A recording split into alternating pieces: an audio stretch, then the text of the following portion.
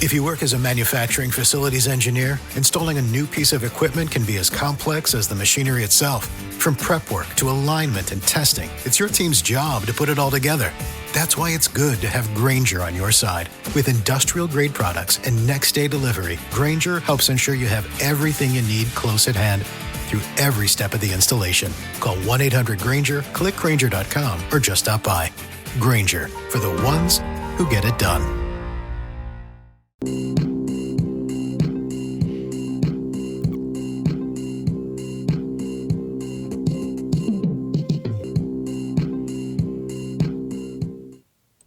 Hello, everybody, and welcome to Talk the Block, the show where we talk about the hit HGTV show, Rock the Block. And I'm here today, as always, with my globe-trotting co-host, Steven. Globe-trot, not in a while. It's been a while since I've trotted the globe.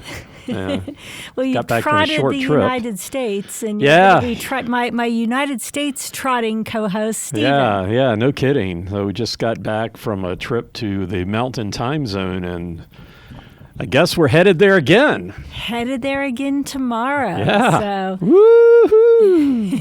All right, and I think I forgot to mention, my name is Amy. I am your co-host for this show. And as always, I'd like to remind you that we are not designers. We are not contractors. We are not associated with HGTV in any way. We are just two people who like to talk about the show Rock the Block. And so we are here today to talk about the final episode of season 6. Episode. Can you believe we're here already, Steven? Wow, yeah. I mean, I don't know what the designers are complaining about being tired. It's exhausting watching the show.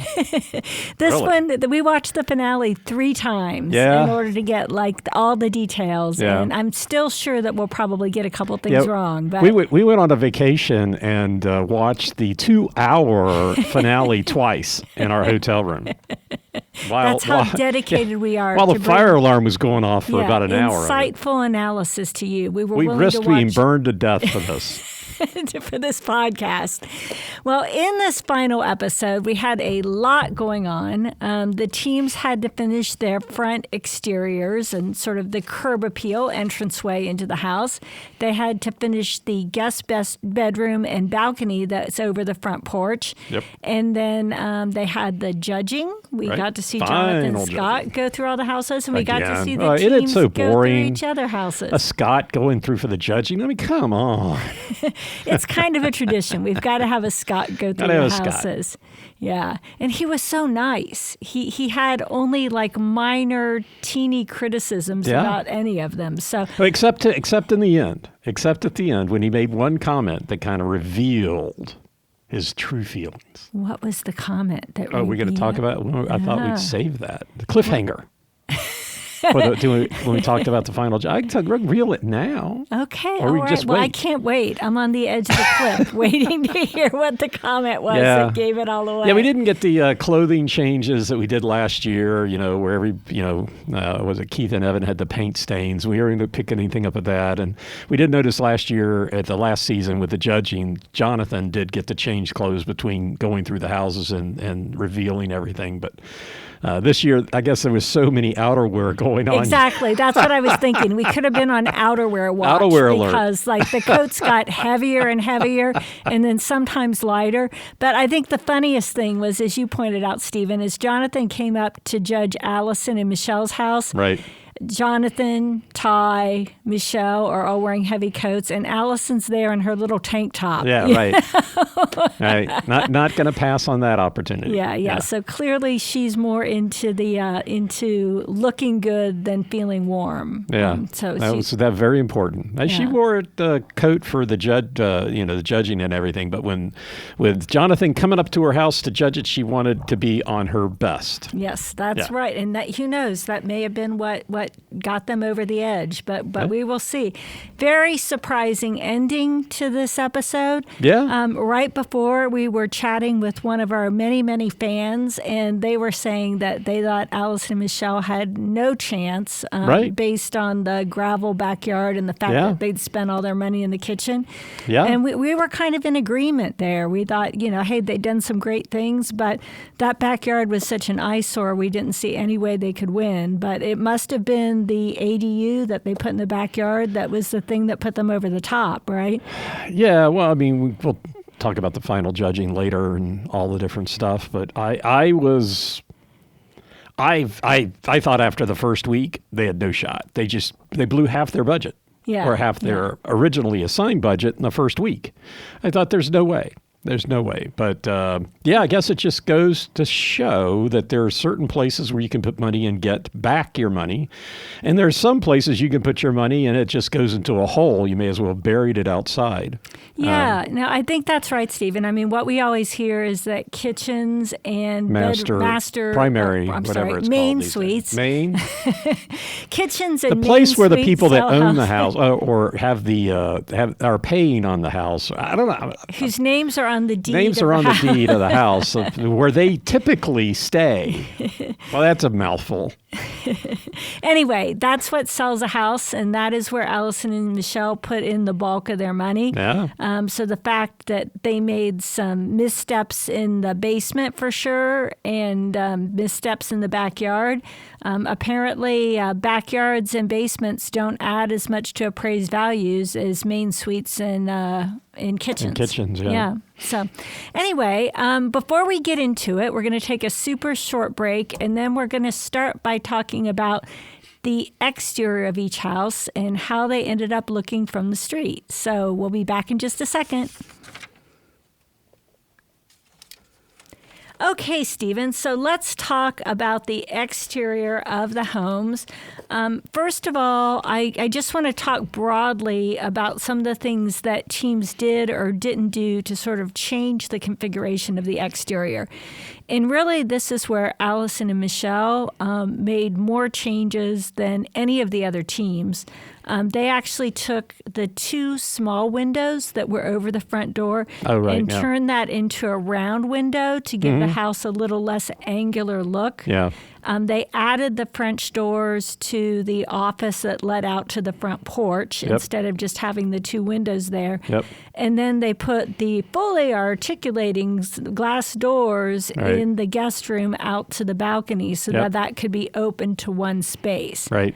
If you look at the other teams, I think the only one that made any real changes to the windows in the front of the house was Tristan and Kamohai. I think they put sliders or some sort of glass doors in their bedroom as well. Yeah, well, they took away the access to the balcony from the hallway, so the only access to the balcony was through the room, and so therefore they took out one of the doors, and then they put in. I think it was also like a four panels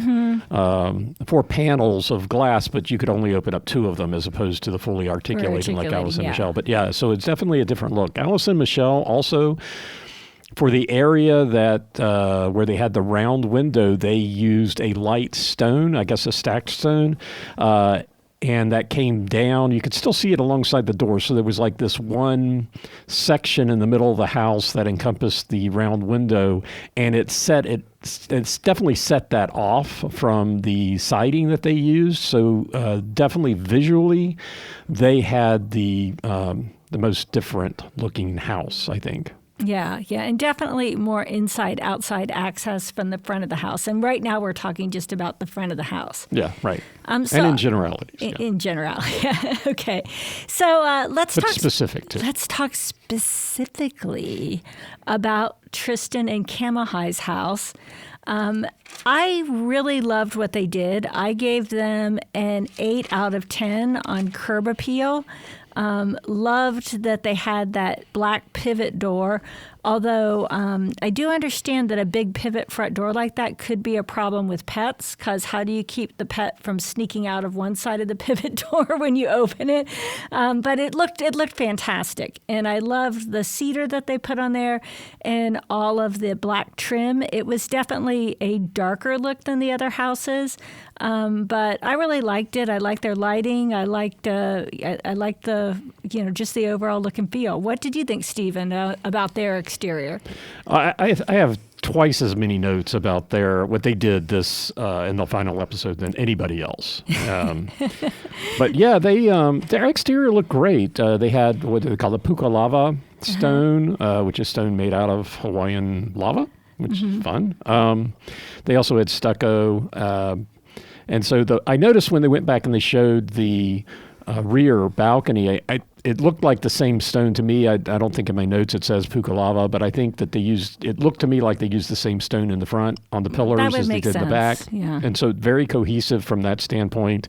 And the cedar that they used looked very nice. It was a dark cedar. I thought their house maybe looked a little dark with all of the dark cedar, and then they had a black roof and black trim. The front, they did put some grass and pebbles in, and so yeah, I thought the front of the house looked very inviting. Looked very natural. Maybe because at times it can become really hot in Utah, that having a darker exterior to reflect the heat might be better than having a lighter one. But the exterior may not matter as much. I don't know. But it was very dramatic, as opposed to Cole and Chelsea's house, which also made use of a lot of cedar, but they also had parts that were painted yellow. And so it was a little bit of a lighter treatment, not quite as dramatic. And then they didn't do anything with the posts on the front porch. So those were either white or yellow to match the house. And I noticed that the drain was much more noticeable on their house than it was on Team Aloha, which had the stones over the posts. Yeah, the downspouts were hidden because they were the same color as the stone. Yeah, I thought I started noticing the lights on the front of the house when we got to, I guess we started there, but it seemed like, did I have this in here? They had nice lights, but when it came to the front porch, they only had lights on the interior side of the porch and not the exterior. And talking about Cole and Chelsea, they didn't do anything for the lighting, change any of the lighting up as far as the front porch or the entryway. You still had the same standard lighting, which is fine, but not very interesting. And then they had 2 lights on either side of the garage door, which was pretty standard for all the 4 teams. So I think just looking at the front porch and the lighting opportunities that they had,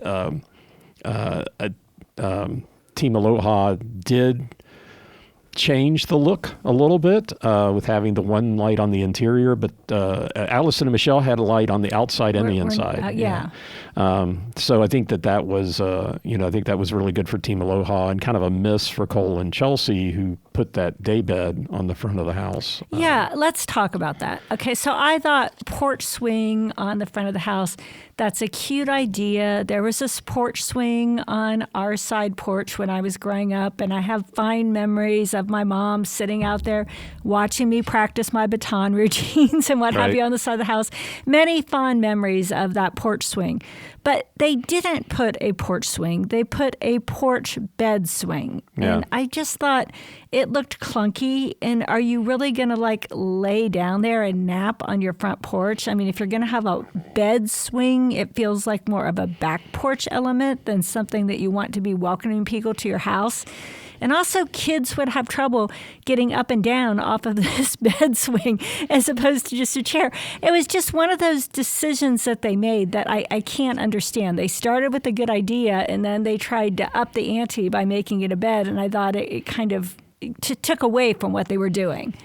Well, remember, they do have that built-in daybed on the other side of that wall. So maybe they were just looking for a little symmetry. There. Yeah, you nap on one side of the wall. Okay, yeah, all right. I take that back. Multiple people napping in the same area.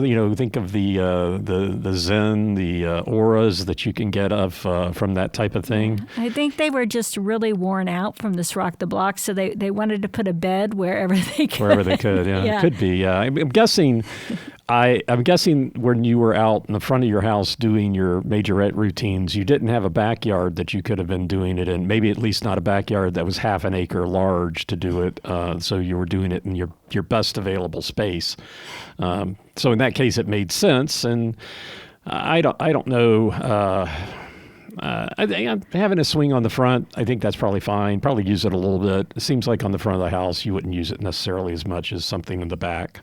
I don't know. We used ours quite a bit. They got 4 swings in the backyard. Yeah, well, they like swings and beds. We know what they like. Yeah. So anyway, I gave their house. They've got 4 kids. Yeah, well, we better move on. Okay, so overall, I gave them a 7 out of 10. I thought their house looked nice. I thought it had good curb appeal, but it wasn't anything that went wow to me when I looked at it. And just for those following along, taking notes, I did not rank. Or score them. Okay.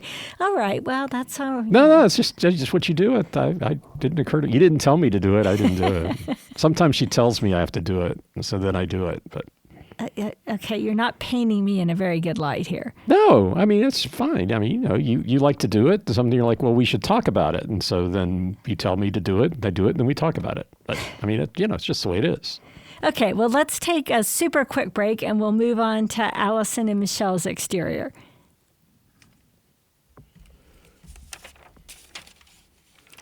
Okay, so we already talked about a few of the things that Alison and Michel did around moving around windows and what have you on their exterior, which I thought worked really well.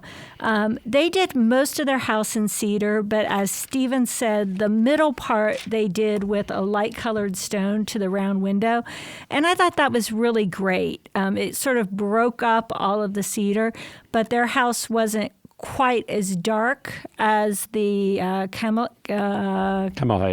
The Kalama's house, as the Kalama's house. It wasn't quite as dark, but it also had good contrast. And then they did something that no one else did, which I thought was smart. They actually used pavers to put a walkway from the street. So if you were approaching the house from the street, you wouldn't have to walk up the driveway and walk onto the porch. It just made it look like more of an entryway as opposed to something that came out of the driveway. So I liked that. And I also liked the wood planter that they put in front of the house. She was going on about how it gave the house dimension. I don't really know what that means, not being a designer myself. But I thought it looked nice. It was a nice feature. It gave you a little bit more privacy on the front porch.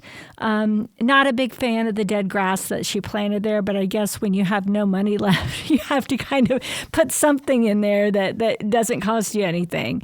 So overall, I gave that one a 9 out of 10. That was my favorite exterior.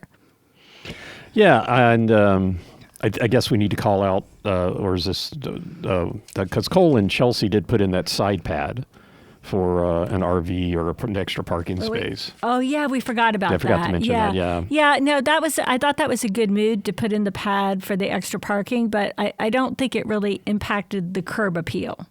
But no, but I think that smart feature. I think it just, when you're talking about the pavers and dimension, I just started thinking, well, what does that mean? And thinking about looking from the front of the house, and there's still no idea what that meant. But she did have the pavers. She had a little bit of plants that were alongside to kind of differentiate the walkway versus the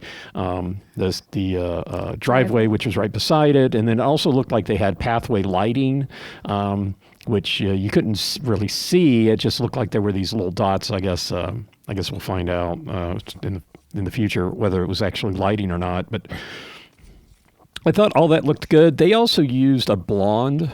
I don't know if they call it out of cedar, but they used a blonde wood, so it was a little bit lighter. It was kind of interesting that the two houses, the rookie houses, both used, it seemed like, the same dark wood on the outside of the house. So they kind of look like the houses kind of look like they were related, which is, I mean, the teams picked it. That's what they wound up with. The fact that the houses are side by side. At least the houses don't look exactly alike, which is some houses we see, around here. The builder will build a couple of houses, and it's like 4 houses in a row that look exactly the same. But it was the same kind of wood, and Alison and Michel had a lighter color wood, which I think actually looked really nice. The planters looked good. They went out into the field and stole some wild grasses to put into it, which, it's a look. It's a look. I have a little bit of beef with the Cole and Chelsea's pad. Never had tried to park an RV before, but just thinking if it was me, I'd rather pull it in, pull it out, straight out, pull it. So, we should have just made the driveway bigger, in my opinion, and that way you don't have to pull in and then try to wedge it onto the pad. But that's just me. Maybe they didn't have that option, but I think that would have been better. Yeah, there may be limitations on the side of the driveway or something like that. Something like that. Yeah, it could government regulation or something stupid like that. Who knows? Okay, so let's move on to the Knight's house. And I thought this one literally paled in comparison to the other houses when you looked at it from the street. What did you think, Stephen? Wow. Yeah, definitely lighter than the others. One of the few somewhat negative comments by the judge was that it looked boring. And, bless their heart. I really don't think either Jonathan and there's no way Jordan have any design experience. At least Jonathan may have been on another show with somebody that does. And so maybe through osmosis or just being on the set with her for a long time, they actually had he had some design ideas. Basically, here's the most boring house on the block, which... I guess what did they use? They used stucco. Stone and stucco. Yeah. Which isn't bad, but the colors of the stone and stucco were almost the same, so there was no contrast. No contrast. And he said they did that in order so it would be low maintenance. And stucco is, you still have to clean it, paint it. Stucco's, maybe it's low maintenance than painted wood, but I don't think it's necessarily the lowest maintenance thing they could have done. I just had a little bit of an issue with that comment. Maybe I'm wrong. I'll just say now, I did go back and I looked up tambour and whether or not it had sound absorption, because I was insistent that it was not, and the research that I did said that it does because of the grooves. I don't believe it. I'll find out. When we go to the houses, I'm going in there and I'm going to yell and I'm going to see how much echo I get, because you definitely want a dead space, and maybe it does have more sound absorption capability than your average wood wall, but anyway. Well, Stephen, not everyone can have the super high-tech soundproof booth that we do. Yeah. No. Well, yeah. I mean, we can't fault them for doing their best with the materials that they have. Yeah. I mean, PVC pipe and acoustic blankets is hard to find. Yeah, and it adds a lot of value to any home. It does. Sure. It's beautiful. Absolutely. Well, put these new LED lights in here. Okay. All right. It's very fancy. We're not judging our Thank studio goodness. booth here. Because all of these 4 teams would come in and go, "That's all you could do." You're ragging on us? That is true. This is your best idea. Yeah, we know better than to put ourselves on Rock the Block. Let's put it that way. Well, I think one of the comments I made, wrote down about Jonathan and Jordan's front porch was it did seem like it was an afterthought. Yeah, and I think Tristan and Kamohai did the same thing. They did nothing different with it. They just put a couple of chairs out. And in Jonathan Jordan's house, they didn't even add a light on the interior of that porch, which Tristan and Kamohai did at least. So, it was just kind of like, here's a porch Good luck. Good Yeah. luck. Yeah. Yeah. Do with it what you want. Okay. All right. Well, we're going to take another quick break, and we'll be right back to talk about what they did with the final space in their homes. Yeah, and so, hey, we've gotten, in our first episode, and this is why I asked Amy to try to take more breaks, because last week I thought we took enough breaks, and then Spreaker was requiring me to add another one, and then when that happens, I'm hunting around trying to find a place that it makes sense. And so I can appreciate that it comes out of the blue and it makes no sense that there's an ad there. And that's on me. It was the best place I could find to put one. So we may have too many breaks this week, but hopefully we won't have too few. And so, because even when I listen to it, it's like, whoa, where'd that come from? It's very, very disjoint, and that's my fault. So anyway, that's why we're breaking every 2.5 minutes or whatever it is. But thank you, Amy, for the consistent breaking. Stephen, I appreciate the compliment. Wow, thank you. Yeah, it makes my post-production job a lot easier. Okay, so let's talk about the final space, which is the bedroom that overlooks that is attached to the front balcony.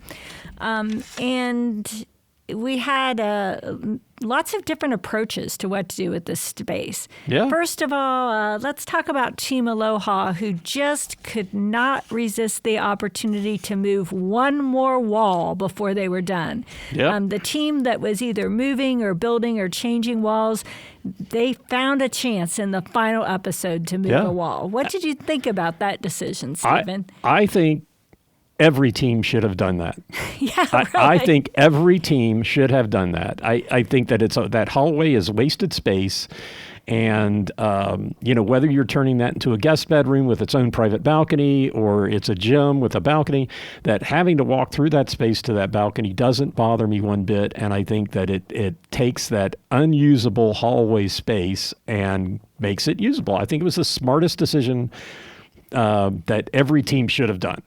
Yeah, I thought it was a super smart decision, too. The only thing that I didn't like about it is there was no access to the balcony except through that room, right? So if you wanted to say that balcony was a shared space and you didn't want people going through that bedroom to get to the balcony, that's why they had to have that hallway there. But I think the way they laid it out as a guest room or whatever, if you didn't have a guest there, the family could use that to get to the balcony. It wasn't a big deal. Yeah. And it did add a lot of space to what was a very small room. So love that decision. And they took what looked like a linen closet and kind of made it a niche in the room as a result of making that, which turned out really nicely for them. They set that up as sort of a dry bar. So overall, smart thinking. And then they decided to go very dramatic with this room with some bright floral wallpaper. And I guess this week they get the name of Team Painted Black because they painted all their walls black and then used that bright floral wallpaper as a contrast. What do you think about that decision, Stephen? Look, they're from Hawaii. They love Hawaii. The judge said he liked it. I thought the wallpaper was hideous. I wrote down what it was, Ohia Lahua, and that was the name of the tree and the plant. And I think it's, a lovely tree and plant. But it harkened me back to Golden Girls wallpaper. Yeah, it really reminded me. It really felt like they were trying to channel Lindsay and Leslie this episode. Oh, that's right. Yeah, right. They went with the bright floral wallpaper in the bedroom, just like Lindsay and Leslie did with the Golden Girl bedroom, and then they copied their idea of putting the solar panels on the roof. So I think they finally said, "Hey, how can we win? Let's try to do as many things like the winners last year as possible, and that will get us the victory." I don't know if that was really their thinking, but it is a theory. Well, they did point out when they were doing the solar panels that Lindsay and Leslie had won, and they had done that. And I missed it. It took 3 viewings of this for me to catch on that they actually did have batteries. Yeah. I don't know how. Maybe we were just like talking so much while they were doing the whole thing. But, my impression was that Lindsay and Leslie had won because they had batteries, and I didn't think Team Aloha did. But yes, Team Aloha had 2 batteries. They didn't say how much storage those batteries had, but regardless, they did the batteries. I think they did. At some point, it was like 14,000 kilowatts or something, and the average family uses 9,000. That's the solar panels. That's how much the solar panels. The solar panels would generate how much, 14 kilowatt hours of power, and the average family uses 9,000. Yeah. So, but they didn't say anything. As far as I mean, it took me 3 times to see they had batteries. So I was reeling from the fact they actually talked about it. I may have missed something there. Well, as soon as they said Lindsay and Leslie put the solar panels on, and we're going to do that this year, I knew they weren't going to win, because there was no way the show would have the same winning move 2 years in a row. So right then I felt bad for them because of the way they talked about it and the way they added it. And they said, this is how they won last year. I'm like, oh, guys, you're not going to win. And I actually, at the end of the day, when they did the total tours of the house, loved their house. I thought their house was, if not my favorite, my second favorite of all the houses. I thought they did a fantastic job. But, you're not going to win by using the same winning move they used last year. Yeah, well, not talking about the final judging yet, but I agree with you. When they went through and showed the houses, I think just from a room to room to room design and overall cohesive experience, I think I thought Team Aloha was going to win. Yeah. Now I can understand why they didn't, because of appraisal issues and considerations. But and I don't know that they necessarily were going to lose because they used solar panels. I don't think that's why they lost. Yeah. But I don't think that was not going to be the thing to vault them to victory. Let me say for sure, again. I don't think that the solar panels caused them to lose, but I don't think that the addition of solar panels was going to be the winning move like it was last year. Yeah, yeah. And so, and also just to comment on the dark room and the flowers, I didn't hate it as much as I thought I would. It's better in the end than I thought, but definitely did bring back memories of Lindsay and Leslie in their Golden Girls room last year. I was just trying to flip through, I guess, my notes on last season or a different notebook. Just trying to see how much they spent. I think they spent more like $40 or $50K. Yeah, I don't know if they got a more advanced system or something. I don't know. Well, they did have more batteries. I think they did have 4 batteries. It was in the garage. It was an integrated system. They had I think they had more solar panels. The thing was Tristan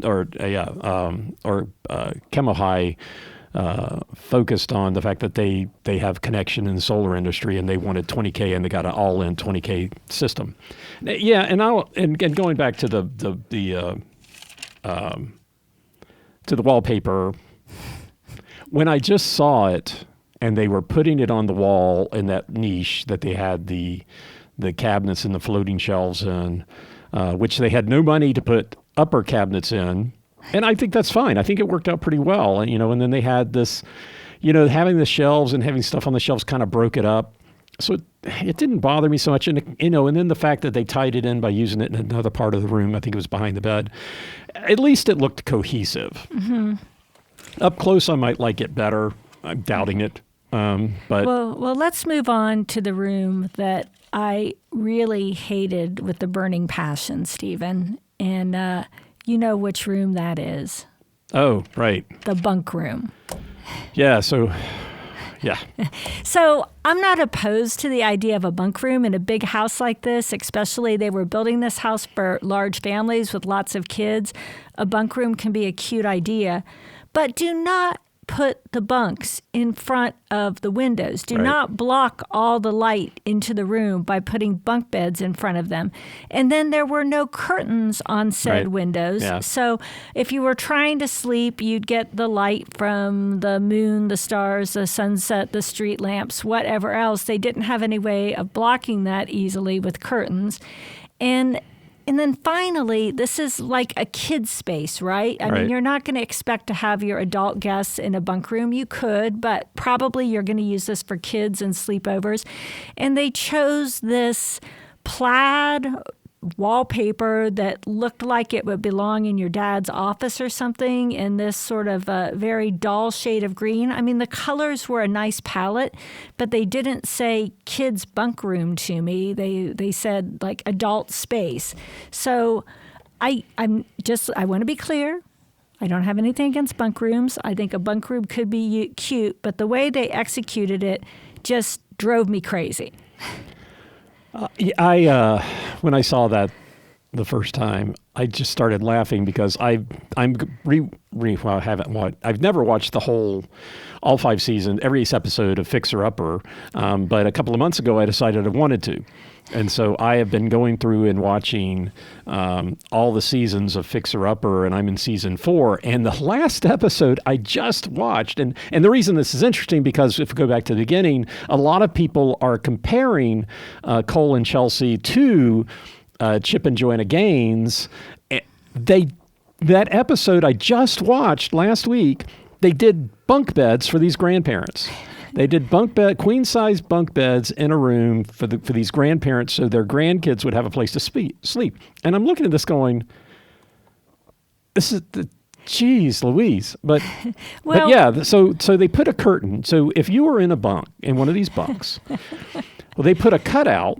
If you're in the upper bunk, they put a cutout where the window was, which, okay, that's fine. To block even more light from the window, by the way. Well, so you've got a curtain that will shield you from the front of the room. So if you want to relax, you can pull the curtain, you can have the privacy, and you can pull the curtain that's at your head or at your feet, so that you can have privacy from the person that's in the bed across from you. But there's no curtain in front of the window.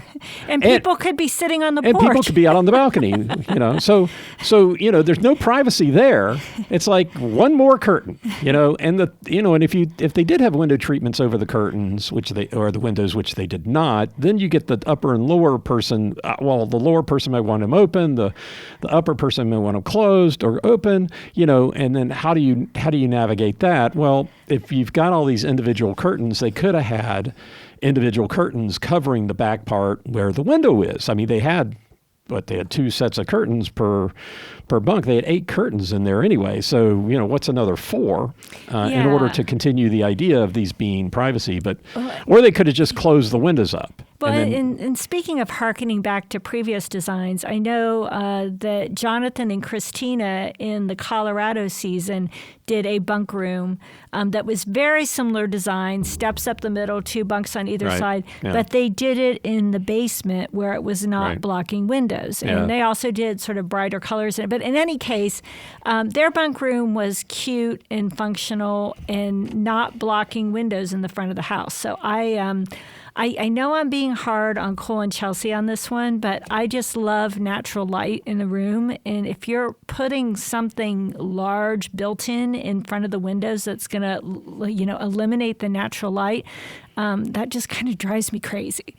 Yeah, and I think one of the comments from the judge was that when you go out on the balcony, they just had basic standard steel railing instead of, most of the house, other places of the house, they had the glass railing to keep, from blocking the view. And so they didn't have it there. So they definitely didn't concern themselves with the design aesthetic, and I guess just went with a basic railing on that balcony, which, might have hurt them in the end.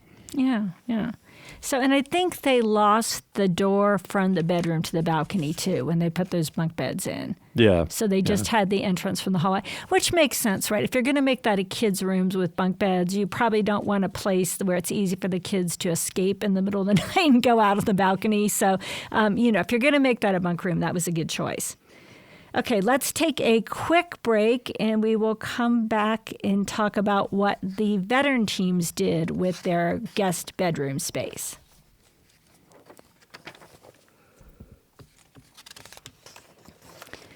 Okay, so let's talk about Alison and Michel, who chose to make this space not a bedroom at all, but instead to use this as a home gym.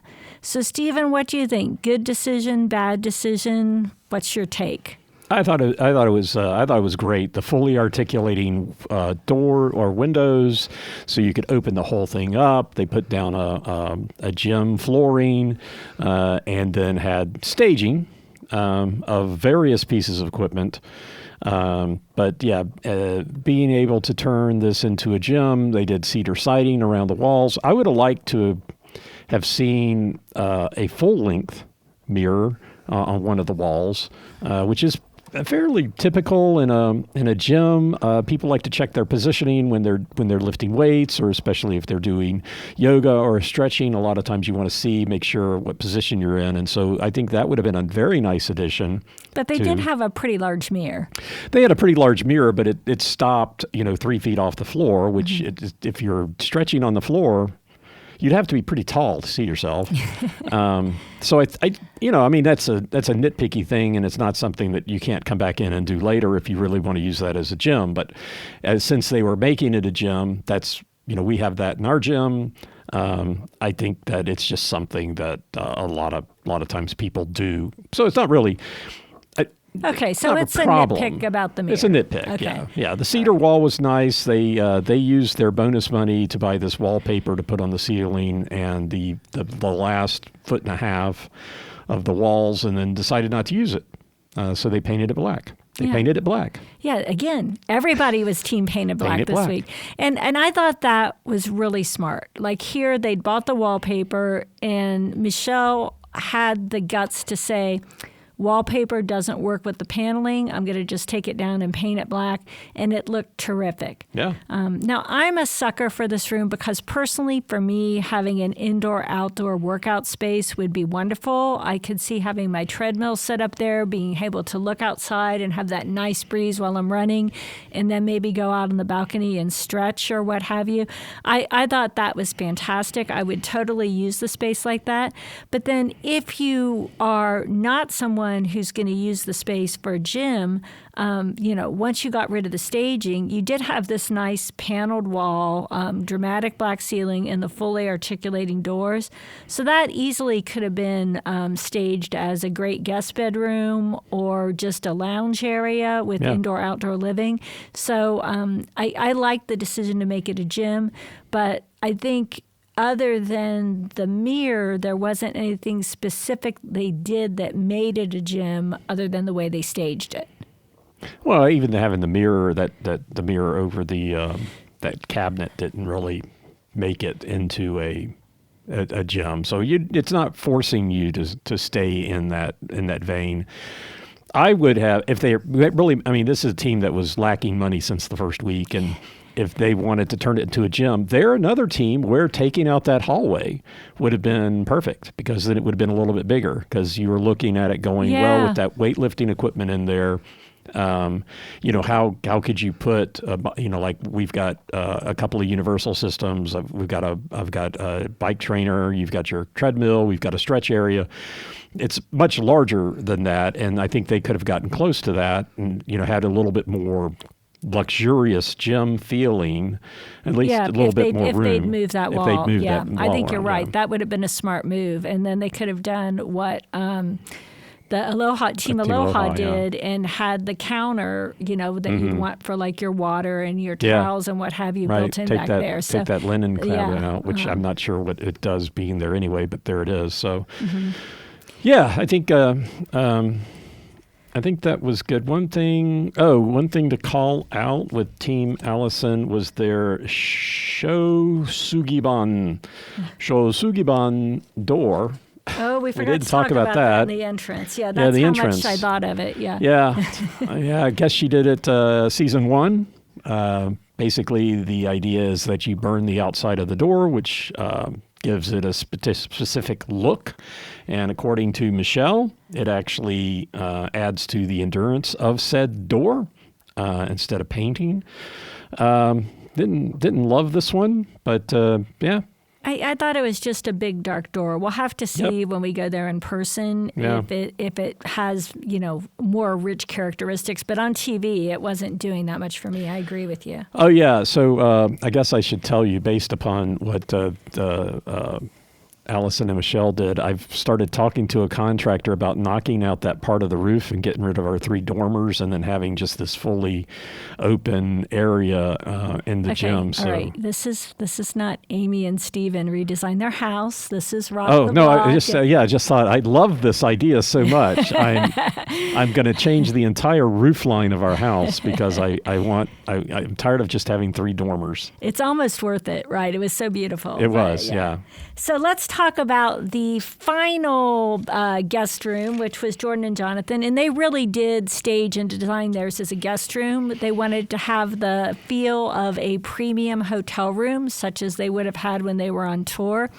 And I thought did the new kids on the block really get premium hotel rooms? I mean, really? Oh, they were big. They were big in the 90s. I'm sure they stayed in nice hotels. Yeah, Steven. they probably. There's no doubt. Yeah, okay. I don't care for them, but it doesn't mean they weren't. Your taste is not representative of the rest of the world. We know that. Yeah. Yes. Okay. Anyways. Anyway, so I thought it was. I thought it reminded me of a hotel room, both in good ways and bad ways. Right. It did have kind of the calm, luxurious feel. They did have the automatic opening windows and curtains and all of that. But it was also very neutral. It was not dramatic like the Kalamas. So, if you were going into a hotel, you don't really want necessarily a dramatic hotel room. I mean, some people do, and they choose that type of hotels. But most hotel rooms do tend to be sort of light, neutral colors that aren't going to offend anybody, that are going to sort of lull you to sleep. And that's really the palette that they went with for their room. I think the palette didn't bother me so much. I think the idea having automatic drapes, which was great. We have those, and we had them back in Washington. They wanted to have blackout shades. These did not look like they were going to be blackout because, for one, they were very light. They looked very thin. That whole track system that they had looked very cheap, and the drapes looked very cheap. So, I mean, the idea that they wanted to go with that I think that was a great idea. It was a good design, but just the follow through. Yeah. The whole making sure that you get dark shades so that you do provide this. And then had they done that would have been a color breakup for the room. Yeah. So it would have, all of that neutral color would have been okay with drapes that weren't the same color. So I think they had a good idea, but they just didn't know how to execute. Steven, I agree with you 100%. They could have done something dramatic with color on those drapes that really would have been a statement for the room and made them truly blackout curtains. And I think that would have just upped their design in that room, a bit more. Yeah, no, they did go with the glass panels from the balcony, which that part of it looked really nice. And I think from my standpoint is that your guest room should not be so inviting, that your guest room should be of the certain quality that encourages your guests to leave as soon as possible. And so I was not inspired.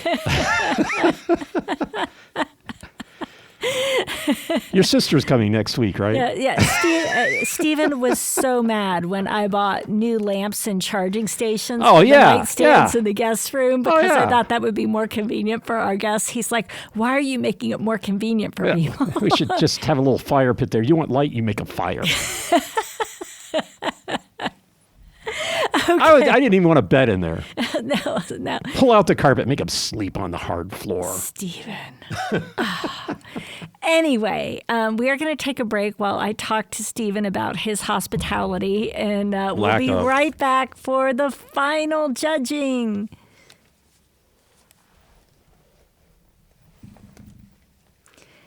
Okay, so I have pages and pages of notes on the final judging, which I'm not going to go through everything in detail. Let me pull out my pillow here. But let's remember to take a break every now and then. Wake me up when you're done. At a high level about what Jonathan had to say about each of the houses, and by this, we're talking about Jonathan, the property brother, not Jonathan, the new kid on the block. Scott, not Knight. Yeah, Scott, not Knight. But I think it's important to note two things here. The final judging is not, I don't get the sense that it was based on Jonathan's point of view. I think it was based on the 3 local Utah appraisers that went through the house with a fine-tooth comb. And we got just a quick shot of each of them on screen. They never spoke. Women. But All we got women. to see them, going through everything. What do they know? So I think it was based on their appraisal of the value of the house. Right. Not based on creativity or design or any of the things that we used in previous week. So purely how much value was added as judged by local Utah appraisers. Yep. And then I think Jonathan was the one who talked to the appraisers. And I don't know, it's hard to know whether he had any influence on the final winner or not, or how they appraised things. But he was the one who supposedly brought those appraisals together and decided on a winner. So Jonathan's comments are Jonathan's comments. They may or may not be consistent with what the appraisers actually said at the end. Yeah, it could be, yeah. In fact, he disagreed with who should have won the main suite challenge. Yes, I know. Very interesting. Okay, well, let's do these in the order that they did them on the show. We'll start with Team Aloha. What sort of struck you as they went through the final tour of the house, and in Jonathan's reaction to that, Stephen? This is where I started noticing a couple of other things. But he noticed that there was no light over the formal dining table, and they've been dinged with this every week. And I think the issue becomes it's not a formal dining table.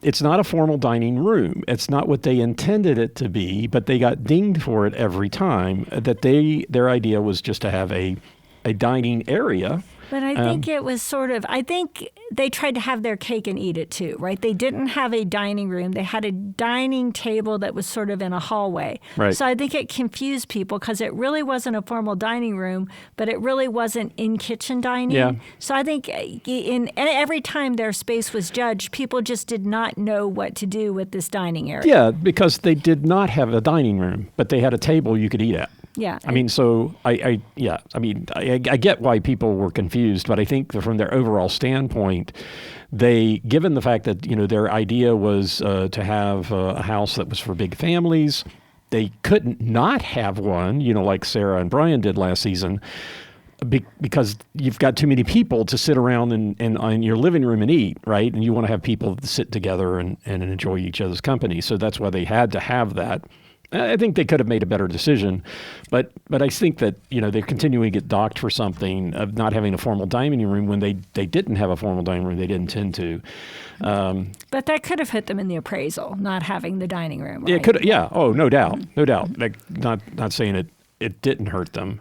Okay. But and then Jonathan likes moss walls. He loves that moss mouse wall. He thought that was the best feature in any house. And I think, we've kind of beaten this one to death, Stephen, with our opinion of the moss wall. But, he was a big fan. Yeah. He didn't seem overly enamored of the kids' play area. Ty was going on and on about how great this play area is, and Jonathan was like, "Yeah, it's cute." Yeah, it is what it is. For most of these things, it's staging. So like Chelsea and Cole's tech room is pretty much just staging. They've got the built-in desk and then a cabinet, but here you've got kind of this built-in thingamajobby that looks like mountains that's got storage and so I don't know. He didn't quite get the idea of having a foray or what do you call it? Foyer. Foyer into your a primary suite, whatever it's called. He didn't really get the gist of that. He did like the chandelier in the guest room. The thing that I took away the most was that nobody told him, or he forgot. I'm betting nobody bothered to tell him that there was a cold plunge in the backyard of their house, because when he got to Alison and Michel, he said, this is the only team that has a cold plunge and a sauna. No, that's not true. It's just like they didn't even bother to point out that barrel in the back of the house. Hey, that's a cold plunge. And we know you can't fit. Now, I think when it came to the basement, he really did appreciate the movie theater and the surround sound, and also the wine room. Stating that in a house this big, you expect to have that as a feature. So I think he saw the value there of what they did in the basement and how they won that challenge. Yeah. Yeah. All in all, I think this was. So I alluded to this when he was giving his rendition of what he saw in the houses. He and talked about Alison Michel. He mentioned that it was one of the two houses he liked. Mm-hmm. I think this was the other house. Yeah. I think this, which I guess means there's two houses we didn't get a lot of negative comments about, but he didn't like. Well, that he didn't like the exterior as much. I think he was speaking specifically about the exterior. It was specifically about the exterior. Not the overall house. I don't know. Yeah, and then on their backyard, he said, hey, you know what? They prioritized activities over privacy by putting all the pickleball court and everything in and not having a fence. So, but then when we get to Cole and Chelsea's house, he did seem to really like their backyard and appreciate the fact that it was purposeful. You had a well-defined space with the fence, and you had the trampoline and the big swing set and everything else. So he seemed to be pretty high on what Cole and Chelsea did in the backyard. Yeah, I know we watched this episode and it was all explained when we watched it. I have to say that when you just get a view of the backyard for Team Aloha, I wonder, where did the money go? I mean, the cold plunge, Stephen. Where it's did the all money about go? the cold plunge. I mean, you got a sport and they court. did the sunken hot tub on the porch. You got a sunken hot tub. Okay, you got a sunken hot tub. That's. And you remember that they were always running low on money too. Yeah, I know, but they specifically got $50K. Yeah. And they chose not to add any additional funds that week. They only used the $50K. Other teams augmented it with some of their other money. But I just look at it and go, where'd the $50K go? Yeah. Well, anyway, I guess sod's expensive because clearly Michel and Alison couldn't afford it. So. Yeah. So Cole and Chelsea, he did really seem to like their backyard and talked about, everyone seemed to like their entrance. I never was in love with their entrance, which just seemed like white walls and cowboy hats. But he was very fond of having the office there, and then the ensuite with the bathroom and the shower to the office. He liked that. Oh, and he also did comment and liked the Murphy bed that the Kalamas put in. I forgot to mention that. Yeah. So overall, liked their entrance, and said he liked their kitchen even better than he liked the Kalama's kitchen. Oh, and boy, we're jumping all over the place, but the Team Aloha had that pivot door too, right? Oh, yeah. You mentioned that, but yeah, I think he liked that. Mm-hmm. Yeah. He also, in the master bath for Chelsea and Cole, he seemed to like having the double tunnel. He called it a tunnel. He said it was sexy when he was walking down it and looking at those the storage areas called closets. But he seemed to give the impression that he did like that. I don't know if he would choose to do that anywhere, but I think he did seem like he liked that. I think he liked it as a design feature, and he commented that he liked the finishing in the closets. But later, when he talked about Alison and Michel and their choice to have a smaller bathroom, he lauded them for it because he said, look, you need a big closet. Yeah. And Chelsea and Cole definitely had the smallest, in my opinion, least usable closet. So he didn't comment on their closet space, just on the fixtures, but I have a feeling that he noticed that there was really a dearth of closet space in that room. Yeah, we got was a brief scene when Ty looked into the social media closet where you could see what was behind the door, and what was behind the door was the hanging space in the smaller closet, and it had doors on it. And so and then the stuff above the the mirror had doors on it too. And we've talked before about how we don't think there's a need to have doors in your closet. But here, when you go into this really small space, you'd have to close the door in order to open up the doors to get at whatever is in your hanging space. Yeah, you couldn't get in the hanging space unless you closed the closet Yeah, door. and then my challenge to Amy was how would she get anything off from the upper part of the closet without bringing something in there, because these ceilings they're at least 10 feet tall, and there's very little room to put a ladder or something in there, and you can't store it. And there was storage taken up because they had the space where you could shove your cute little seat for your social media thing. And I assume in the other closet there was a equally dearth of hanging space. And I don't consider myself to be somebody that has a lot of clothes. Maybe I have a lot of socks, but not a lot of clothes. I don't think I would fit in. If I had both of those closets, I think I'd be starting to wonder where do I store my non-seasonal appropriate clothing. Yeah. So anyway, he didn't, like I say, most of his comments were pretty positive, but we get the sense that the lack of closet space was something he didn't love about their house. Mm-hmm. Moving down to the basement, he really seemed jazzed about the arcade. I think he really loved the fact that they had a Property Brothers video game in the arcade, and he thought it was fun. But again, not sure. I think he was just talking about the fun of it, but it wasn't really talking about added value. Yeah. Okay. Anything else on his tour of Cole and Chelsea's house that struck you, Stephen?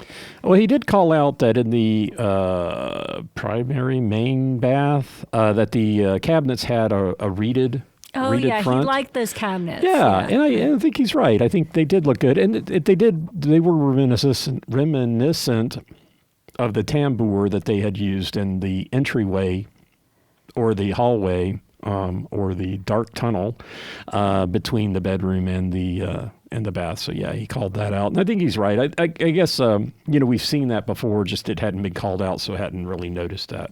Yeah. Okay, well, let's take a quick break, and we'll move on to get Jonathan's view of Alison and Michel's house.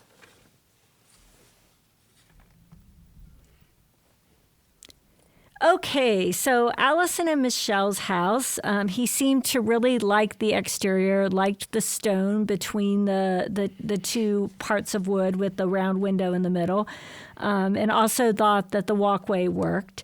And then when he walked into the house, it seemed like he really loved what they did with the entryway, and in particular that front office with the French doors to the patio. Really commented on that, which is interesting because when they did the original judging, we never did see those French doors, which makes me wonder whether they came in late or something and weren't considered in the judging for that space. But he really, really was high on that office space. I think we did. They never called it out in the shows, but there was like times where you would get kind of a glimpse of the bottom left corner, and you could tell that there was something there. So I think the doors were there. They just never bothered to show it on the TV or talk about it. Mm-hmm. I don't know why, but yeah, he liked that, and I do think that it was a really nice entryway with all the wood, the soft woods, and the paneling and the archways. Kind of gives you a nice little entry into the house. We have received some feedback on somebody's opinion of having a pivot door and not being able to put stuff in front of it, which is a good call out, I think. That and I wondered how much room there was to go on either side of it. That's what I was wondering about. If you have to turn sideways, it's kind of hard to tell how much room is there. And I thought, well, maybe back to what the Kalamas did with the pivot door. maybe a pivot door would have made more sense there because then you would have had a wider entry. Door. Well, but it pivoted in the middle. Have the pivot on the side instead of in the middle. Yeah, the Kalamas had a pivot on the side instead of in the middle. Yeah. I think having the pivot in the side instead of the middle, I think you would have been better. But, whatever. I mean, the door spins. It's kind of fun. Okay. All right. So he seemed to have sort of a mixed reaction to their kitchen, I thought. He liked the big archway from the kitchen to the living room, which I really thought was the winning feature for them when they did the kitchen challenge. But he was sort of lukewarm on the green. I think what he said is this green won't appeal to everyone. If it appeals to you, you're going to love it. But it does limit your pool of buyers. Yeah, I didn't really take that as a negative. I think he loved it. But it is something that if you don't like green, you're not going to like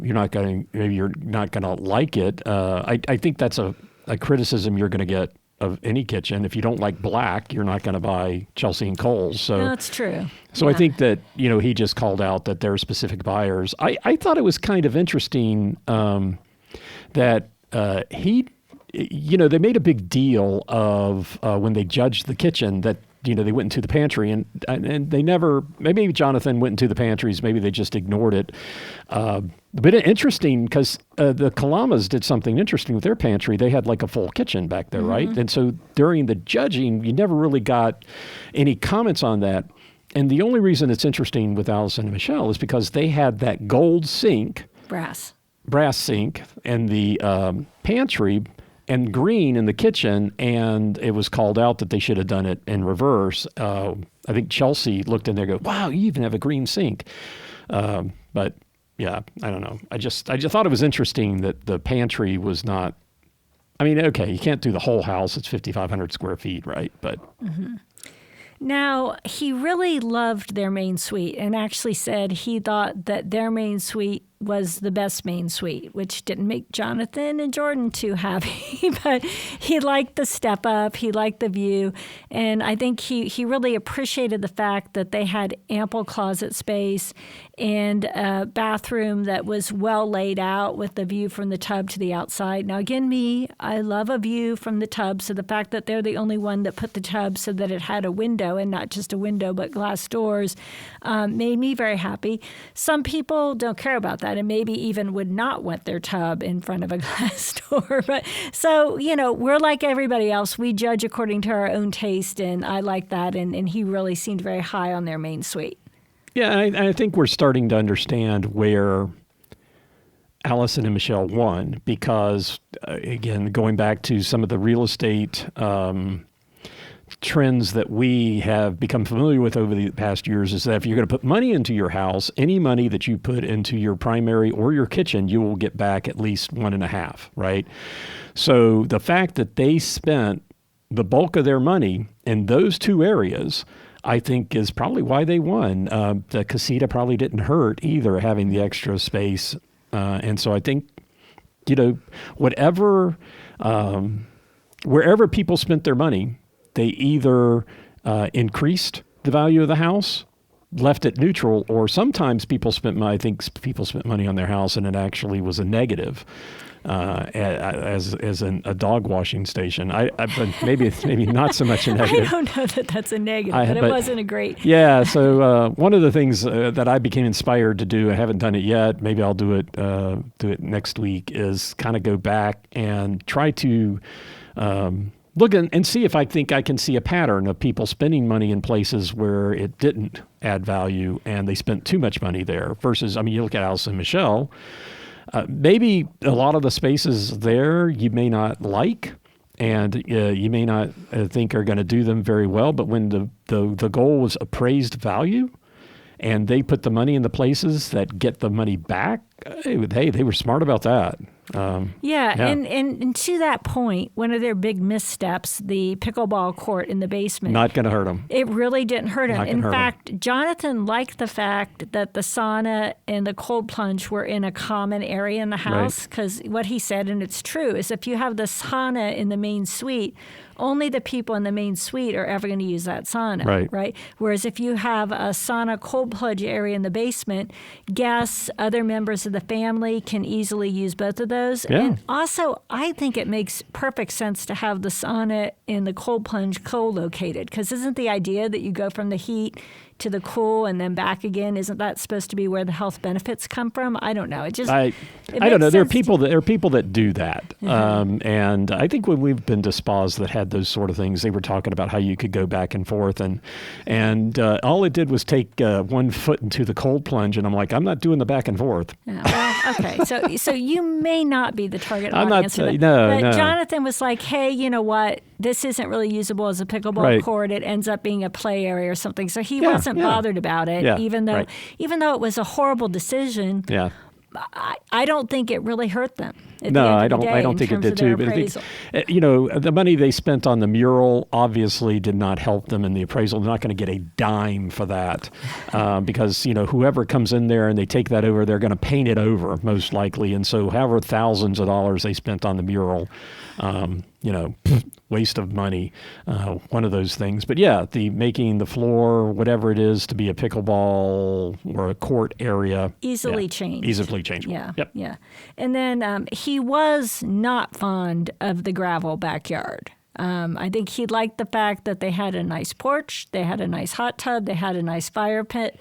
But the fact that all of these were connected by gravel, not a fan, as I think no one would be. Yeah, and I give him kudos because he said all they needed to do was to put a couple of plants here and there just to break it up. It wasn't like they needed to resod the whole thing or that they needed to put a different color gravel or spend thousands of dollars. They just needed to be smart about putting a few plants around to kind of break up the monotony of the gravel. And I thought that was a good call out. Yeah. Now, he did like the casita or the ADU. I mean, that is added value to have the 2 extra bedrooms, the bathroom, and the kitchen. He noted that that is not the same as having those spaces in the house. So you're not going to get credit for having a 7-bedroom house with, 7 bathrooms or whatever the total would be if you added that. But you do get credit for having habitable living space there. Yeah. I did notice that whoever that provided the containers or they bought the containers from, their names were blurred out this week, so they didn't. They only paid for one episode. Yeah, one episode. They got their names on TV, and now it's all blurred out. So anyway, that is Alison and Michel. Anything else you want to say about the assessment of their design? He did like the black paint above the cedar, when they made the decision to go away from having the wallpaper. So he liked the home gym quite a bit. He liked the home gym quite a bit. Yeah. So I guess that's my only note. Yeah. Okay. So then we get to a break. We'll be back in just a minute. Okay, Stephen, we're on the home stretch. Jonathan's evaluation of the final house, the old kids on the block, the Knights, or otherwise known as Jonathan and Jordan. Yeah, and modern farmhouse. Modern farmhouse. So I think we already talked about his view of the exterior. Clearly, he didn't like it, and he just kept saying how much he loved the front door. I think because he wanted to say something nice about it, so he was talking about the front door. Yeah. He did not comment on the powder room with the swan faucet, which is too bad. I would have loved to get his take on that. I think overall he thought the entry was inviting and generally was positive about the office with the storage sort of framing the window. Yeah, he liked a lot of things about Jonathan Jordan's house. No call out on the Swan, no call out on the dog washing station. He did get the call out, which I hadn't noticed in the previous episodes, that there was a dog or there was a pet water bowl filler station built into one of the islands, and he also called that rickety old table out as a second island, and everyone did. Everyone went for the second island. But you know what? If Cole and Chelsea built the most kid-friendly house that would be perfect for a big family or grandparents who want to have all their grandkids over on a regular basis. That's a grandparent's that'd be a great house for them. I think Jonathan and Jordan were really trying to corner the pet lover market. I mean, they had the dog washing station, they had the pet bowl filler, they had the goat barn in the backyard, which could easily be used as a dog house or a they had kennel the dog of some bed sort. by the front door. Yeah, I mean, they were really, really appealing to pet owners. So, hey, you find your niche, you go for it, right? And they were consistent. I guess from a modern farmhouse, you go from having a bunch of cattle to having a bunch of cats. I guess. Or goats. Or goats. Yeah, goats. Yeah. Goats are the new steers. Now, when it came to the bathroom bedroom, which was the space they won, I think, he didn't really seem to comment it, but when the other teams toured Jonathan and Jordan's house, they loved the fact that they swapped the bedroom and the bathroom and had the access to the balcony from the bedroom and the full. So I don't remember. I think those were articulating doors they put back there. I'm not 100% sure. I think they were articulating doors to the balcony in the back, and I think other teams were like, yeah, that was a smart decision to do that swap. Yeah, the ones from the bedroom, it was you looked from the bedroom, you just looked straight out a window. No, you looked, because they swapped it, it went right out to the balcony. Yeah. To the balcony. Okay. Yeah. So then, so they had like, maybe it's just two doors. I don't think they were like fully articulating things. Because it wasn't like they went from wall to wall, which is kind of what we had back in Seattle. Okay, all right. Well, there was plenty. We'll have to go back and no, because because I was looking for that, and when they pulled, because what we did in Washington, we knocked out our wall, and it was almost the whole wall was windows, and we had you could open up the two middle sections of it, and we found apparently not all people that provide curtains have this, but the people we went with that provided our curtain, they had the rods that would go along the wall, and so our curtains would open up curved on the edge. Yeah, curved, and so curtains wouldn't be in front of the glass. Right, so they did not block the view at all, and so they did not have this. And I, when they showed one view, I was looking, and you could clearly see that there was wall behind the stored curtain. So it was just open to as much as you were seeing. Now maybe we get there and it turns out I'm wrong, but I'm pretty sure that's the way it was. Well, we will be looking at that tomorrow when we tour the houses. I'm so excited. But that curved. That apparently that's hard to find. We got lucky, I guess, that we found up with somebody that had that, and it was amazing. And it took up wall space coming back into the room. And we've never seen that in Rock the Block, which was interesting. It was definitely, we had the wall of windows, and there was no impediment to looking out them. So it was great. But anyway, the fact that they swapped those was something that the other teams were really jealous of.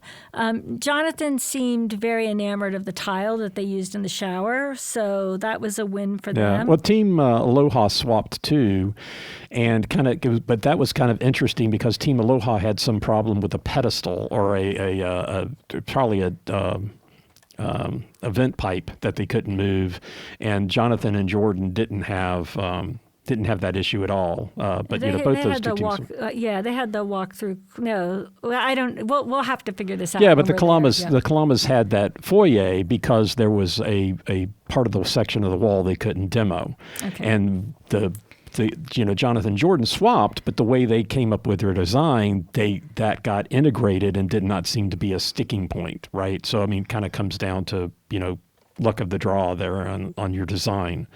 So, but anyway, yeah. So it's just kind of interesting that those two teams were the two teams that swapped sides with the bedroom, and it was different results from. Different results. The Kalamas swapped sides, but instead of opening it up, they put that two-way fireplace. Right. I don't think they ever got the proper credit for that. I thought that was a nice design feature, but yeah. I think it is a nice design feature. I agree with that. I still have an issue because the wall above the fireplace blocks the view, and that's what it's there. So I mean, you kind of want to give them credit for it, but then you kind of don't want to as well. I mean, it's not as bad as Brian and Sarah blocking the entire view of the Colorado mountains, with their huge wall and a fireplace. Eventually, they went back and they cut down the wall and added more windows so that you could see it. They fixed their mistake later, which is kind of interesting because, in that season, they were able to go back and address something in one of the rooms they'd already done. And you don't really see that in the show. Yeah, I really wish they added another week to Rock the Block, and it was like, fix your stupid stuff. Address your mistakes, right? They had 1 week to go back and maybe redo something that they didn't do in the previous weeks, because I think that would be interesting to see, like, how they responded. You get an extra $50K. Go fix that stuff. Yeah, get the gravel off the yard. But anyway, moving back to Jonathan's assessment of the Knight's house, he really did seem to like sort of the dark, moody basement that they had with the cork wallpaper. Did not love the white appliances in that dark kitchen. Which, Stephen, I think that's something you called out. Yep.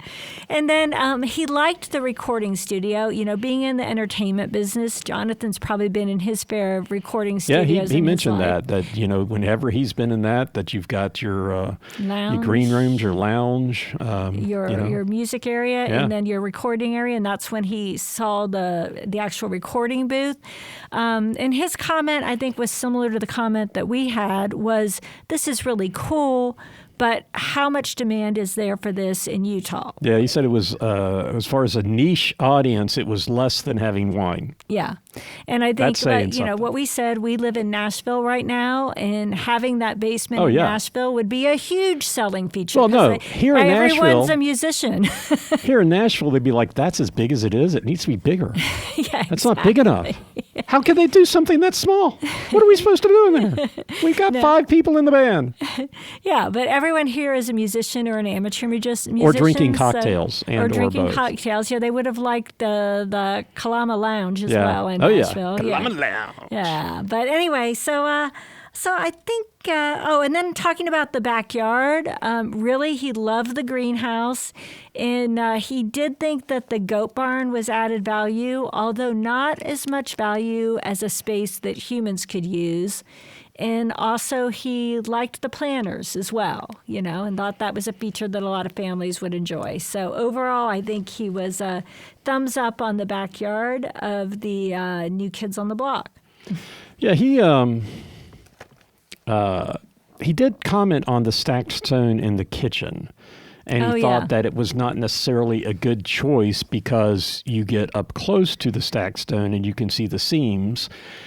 And I don't know that that's a negative. It's just a look, right? So, I mean, he called it out. I didn't really love their stone area. I didn't either. Yeah, but it's a look, right? I mean, and that's just what stacked stone looks like. You just happen to be right next to it. So I guess it's something he doesn't like, but I didn't know that was called out. I mean, one thing I think I called out to you, and I wonder, as far as, I don't use a tub. I don't like taking baths. I tried doing.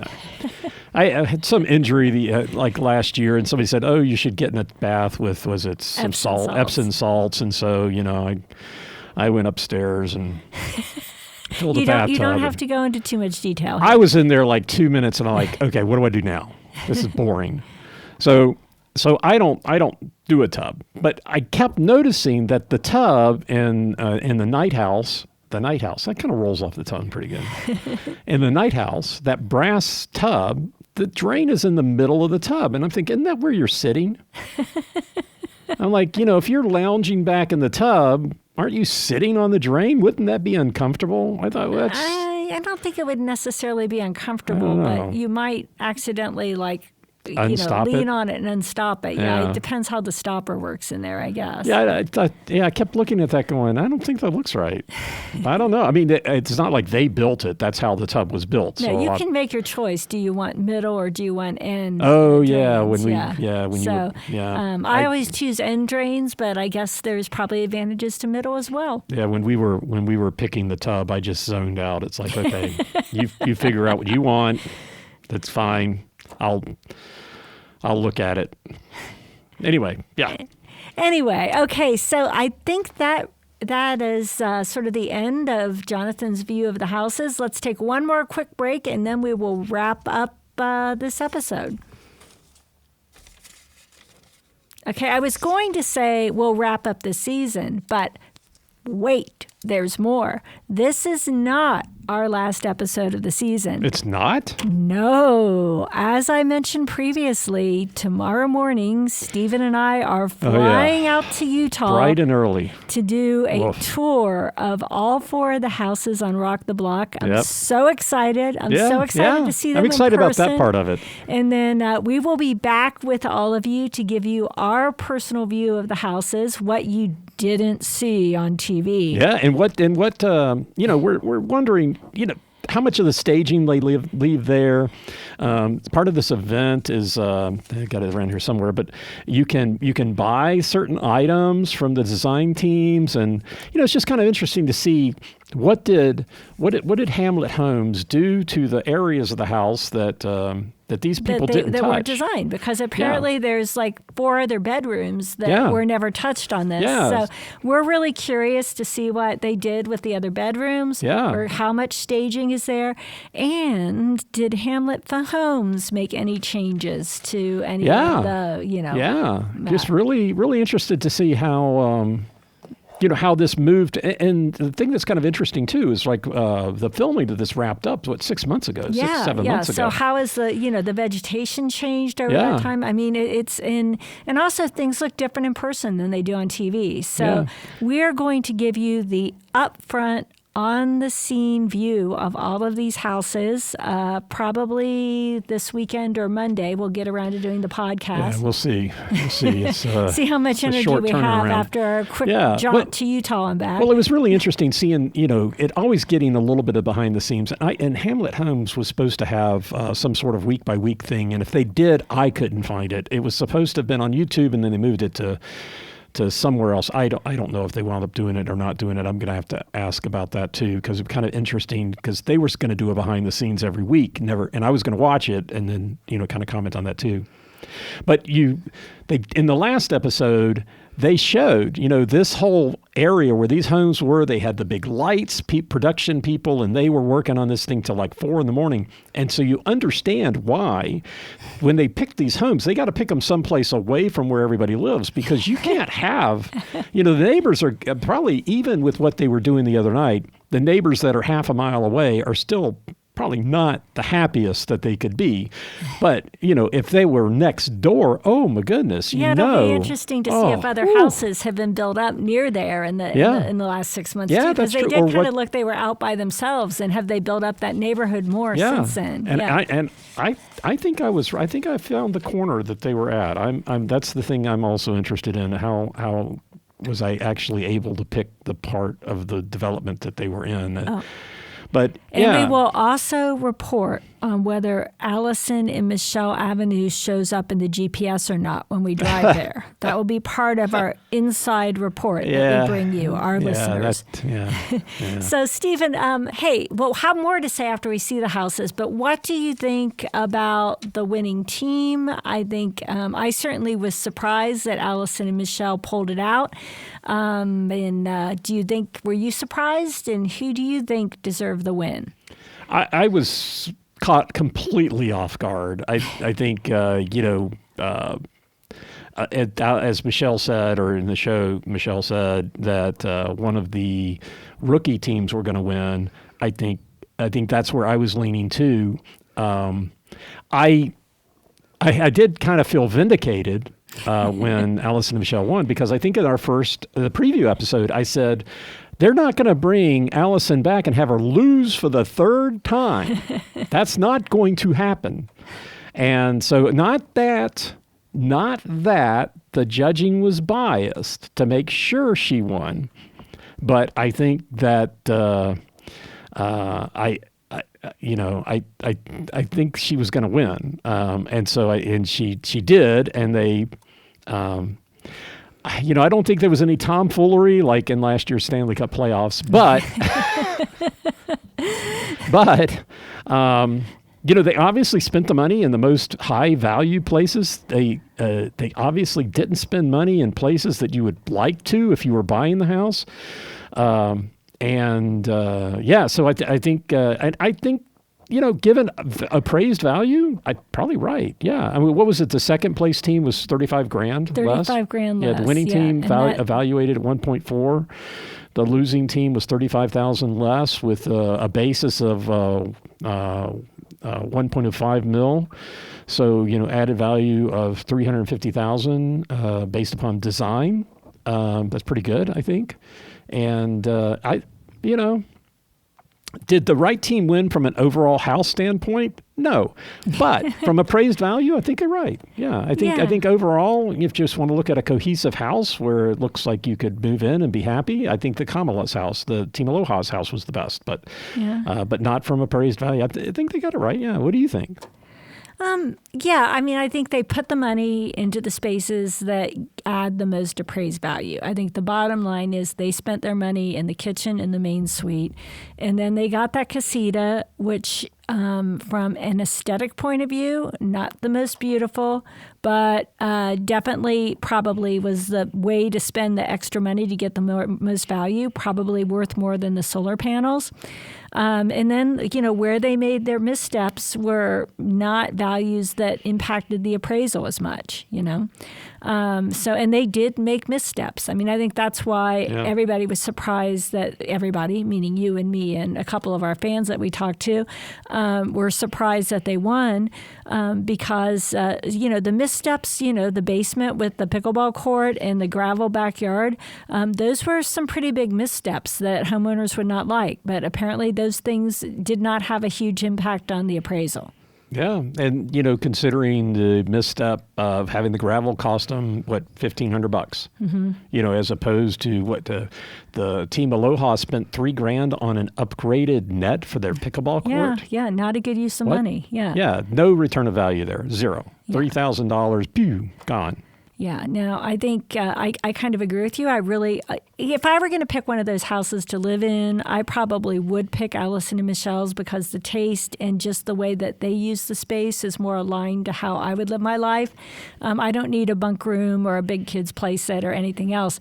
And so that's just, I fit into their niche better, I guess, than I fit into some of the other niches. And then I would immediately remove the gravel and do something else, right? Yeah. If I were to move into Team Aloha's house, I probably wouldn't make too many changes to it. I would put a fence out back, netting around a fence out back, netting around the sport court. But I would change the kids' play area into something else. I mean, take down the moss wall. I guess I would make a couple of changes. I would love to have a basketball court out there, and I love to miss from 3-point range, and the basketball goes flying a long way. So that's why I like to have a net. We would have to put a big net around that. But we could have change the pickleball court to a basketball court. Yeah. I would not have the moss wall. That's just not who I am. No offense to people who love moss walls. I'd have a heated basketball court. And we don't have any need for a kids' play area, so I probably would do something different with that space. So I guess there isn't, there's no such thing as a perfect house unless you build a custom house and you choose what you're doing with every space. As I look at each of these houses, there are changes I would make that would fit my lifestyle. So I guess at the end of the day, it's I'd have to pay $1.4 million and then put some more money into any of these houses in order for it to really fit how I would use the house. Well, I mean, every house, we bought 2 houses together, and we made major changes. We made major changes. We made minor changes and major changes. You buy an existing house and then you start making it your own. Yeah, exactly. That's just life. That's how it goes. So anyway, I think they won. Alison seems super happy. it was kind of interesting. Alison and Michel didn't really hug each other that we saw on camera. No, Jonathan and Michel seem to have the best rapport of anybody on the show. Jonathan and Michel were great buddies. Oh, by the yeah. end of this, but They were, every time you know. saw them, they were chatting with each other. Jonathan hugged Michel, was the first thing he did. I think these guys kind of went out of the show, they're probably pen pals now or whatever. They seem to really enjoy each other's company. Yeah. And so who knows if something went down between Alison and Michel. It felt like in this last episode, Alison was going to design the front porch and Michel was going to design the gym. And both of those spaces turned out really good. So maybe the best thing for them was ultimately for them always to divide the space and one of them take one and one take the other. In the defense of that team, the first thing that happened was that Alison started crying. And so Alison's crying and somebody's got to do the interview. So you know, I think they probably got along just fine. But definitely made for TV. Apparently Alison was extremely emotional, which people commented on. She's not normally. And and so then the show must go on. And so it left Michel to talk. And I mean, that seemed to go on longer than it must have gone on for a long time, because on TV it seemed to keep going on and on when you think, well, they would switch to to Alison, and there she was still hugging Tristan. The girls were comforting her. Yeah. It was so I think the emotion of the moment kind of took that away. I don't think they hated each other. I mean, I think it was tough for both of them working with such a strong personality, and being another strong designer was a tough situation for them. Yeah, that's right. They're both used to being the star, so to speak. So anyway, well, hey, thank you so much for listening. Our next report will come at you from Alison and Michel Avenue in Grantville, Utah. Cannot wait to bring you the inside scoop on those houses. So until next time, it's Amy and Steven for Talk the Block.